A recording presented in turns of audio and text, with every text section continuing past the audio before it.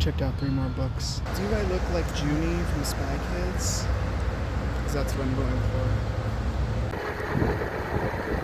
Let's talk about these 7 books. My first 2 are books I did not have on hold. I browsed the new fiction section before exiting, and I found a couple I needed. The first book is quite festive. This is Christmas Crimes at the Mysterious Bookshop, published in 2024 by Penzler Publishers, edited by Otto Penzler, the owner of the Mysterious Bookshop in New York.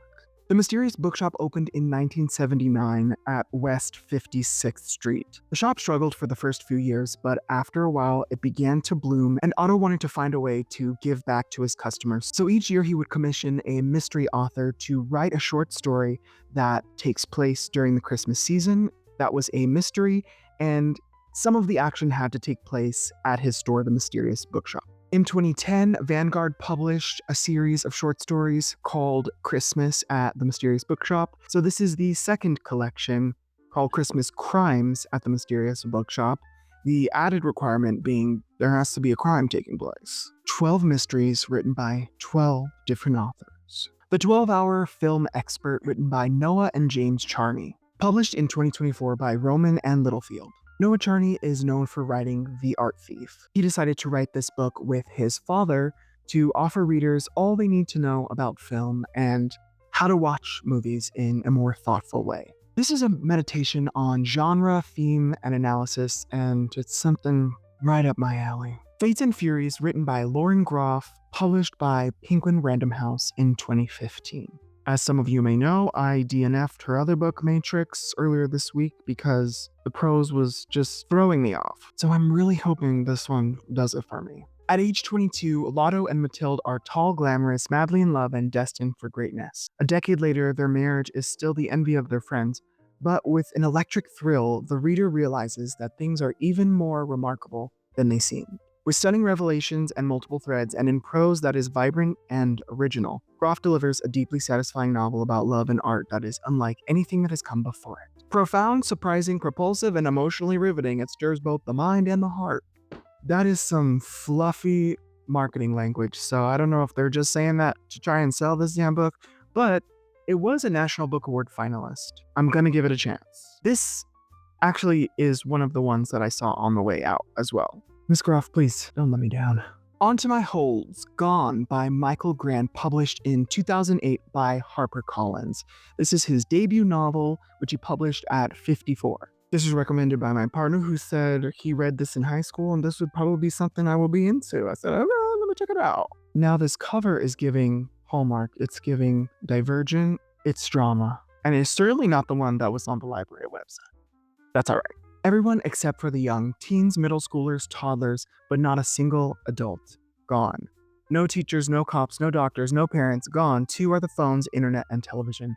There's no way to get help. Hunger threatens, bullies rule, a sinister creature lurks. Animals are mutating. And the teens themselves are changing, developing new talents, unimaginable, dangerous, deadly powers that grow stronger by the day. This reminds me of The Society on Netflix, but obviously this came before, so do we smell a lawsuit? Or this is the first book in a series of novels, so let me read this one, give it a chance, see if I want to read the rest. The Cat Who Saved Books by Sōsuke Natsukawa, published in 2019, but translated into English and published in 2021 by HarperCollins. This is the first of his novels to be translated into English. He is a Japanese doctor that has gone on to write several other novels. This was recommended by the folks over at Hardy's Books, who said this was a heartwarming, cozy, sweet read. Awkward high school student Rintaro Natsuki is about to close the secondhand bookshop he inherited from his beloved grandfather. For this bookworm by blood, shutting down Natsuki Books is no easy task.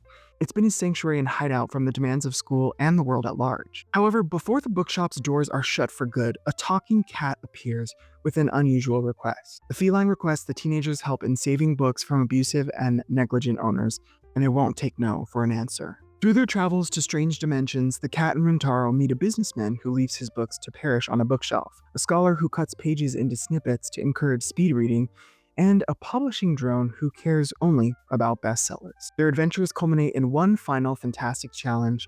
The last labyrinth leads Rintaro down a realm where a certain soul hangs in the balance. Sōsuke Natsukawa has written a novel where books are so much more than words on paper. You'll want to follow this tale until the very last page. Okay, very sweet. The Memory Police by Yoko Ogawa, originally published in 1994, translation by Stephen Sider, published in 2019 by Penguin Random House. This has won every major Japanese literary award. This is Ogawa's debut novel in fiction. She wrote a non-fiction book called Color in Fashion, which was published in 1989. On an unnamed island off an unnamed coast, objects are disappearing. First hats, then ribbons, birds, roses, until things become much more serious. Most of the island's inhabitants are oblivious to these changes, while those few imbued with the power to recall the lost objects live in fear of the draconian Memory Police, who are committed to ensuring that what has disappeared remains forgotten. When a young woman who is struggling to maintain her career as a novelist discovers that her editor is in danger from the Memory Police, she concocts a plan to hide him beneath her floorboards. As fear and loss close in around them, they cling to her writing as the last way of preserving the past. A surreal, provocative fable about the power of memory and the trauma of loss, The Memory Police is a stunning new work from one of the most exciting contemporary authors writing in any language. Okay. This has been on my TBR for a while, so I'm excited to read this. And finally, the talk of the town, Martyr by Kaveh Akbar, published in 2024 by Penguin Random House. This is the poet's debut novel at age 35. It was also longlisted for this year's National Book Award for Fiction. I've seen this cover everywhere. I need to read. Cyrus Shams, the novel's hero, is a young man grappling with the inheritance of violence and loss. A mother whose plane was shot down over the skies of the Persian Gulf in a senseless accident, and a father whose life in America was circumscribed by killing chickens on a factory farm in the Midwest. Cyrus is a drunken addict and a poet whose obsession with martyrs leads him into the mysteries of his past. Toward an uncle who rode through Iranian battlefields dressed as the angel of death to inspire and comfort the dying, and towards his mother, through a painting discovered in a Brooklyn art gallery that suggests she might not have been who or what she seemed. Cyrus is guided on his journey by the voices of artists, poets, and kings, and delivered in the novel's unforgettable final pages to a world that teems with unforeseen wonders. The New York Times Book Review calls this nothing short of miraculous, and the Associated Press calls this an extraordinary work of art. And those are my library picks this week. I'm glad I picked up another Christmas read because, as you know from my other video, I've got Skipping Christmas by John Grisham to get through, and now I've got a book full of 12 other Christmas stories that are mysterious and full of crime. Last night I started There by Tommy Orange. Let me know what you're reading in the comments below. If you enjoyed today's video, hit subscribe. Mahalo for watching. I hope I've inspired you to read today, and I'll see you next time. Night.